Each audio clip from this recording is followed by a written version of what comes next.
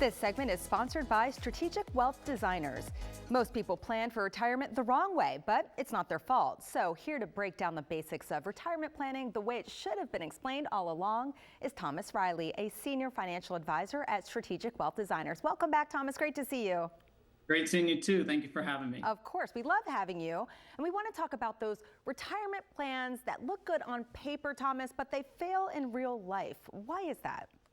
Yeah, and that's a great thing to think about, to where a lot of things on paper can look really good, but unfortunately in real life, unexpected things pop up. You could have unexpected healthcare events. You could also have financial things that pop up in the stock market. And oftentimes people end up spending a little bit more money than they even plan on as well. So the best plans, I would say, are ones that can do well even when things go wrong and not necessarily according exactly to the book there. Yeah, sounds like you have to have some flexibility built in. Flexibility is the key, yes. Yeah, I know some people like to be very conservative too with their planning, but what does too conservative actually mean and why can that be risky? Yeah, so this is actually a common mistake that we see quite a bit. So it's normal to scale back risk as you get closer and move into retirement, but at the same time, you still want to outpace inflation and grow your accounts there.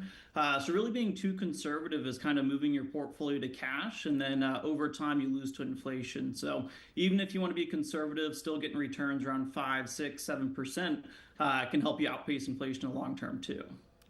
Something to consider. What's another smart retirement move that might feel uncomfortable at first, but maybe it's actually a great idea?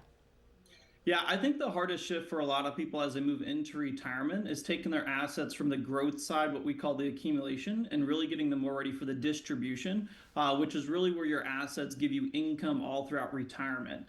So it can be uncomfortable, making those big investment changes and those shifts there, but it's one of the biggest things that you want to do as you get closer and move into retirement so you can get some income from your assets and your savings over the years. Yeah, I would think working with a planner kind of helps you get over that discomfort because they're explaining it pretty thoroughly the way it's going to move forward in the future to their benefit. Yeah, and they can give you a clear idea as far as, what if scenarios and kind of give you a picture to where, you know exactly what could happen in the future based on your assets and what's actually possible there too. Yeah. Thomas, some people focus on their net worth and under focus on income. How does that affect their plan? Yeah, so this kind of ties into what we were just talking about, to where having a great net worth is great, but at the end of the day, what really matters is what you can do with those assets and then the income that you can structure from them over time. So a lot of people and retirees look for more structured income as they get closer to retirement. So the big question that I would ask a lot of people is, how do you take your life savings and the assets and then turn them into a monthly income that you can rely on and give you safe income throughout retirement? Thank you, Thomas. You always provide such applicable and easy to understand tips. We appreciate that. Thank you. Of course. For more in-depth retirement education, visit retirementplanninguniversity.com to sign up for classes happening in the DMV every month.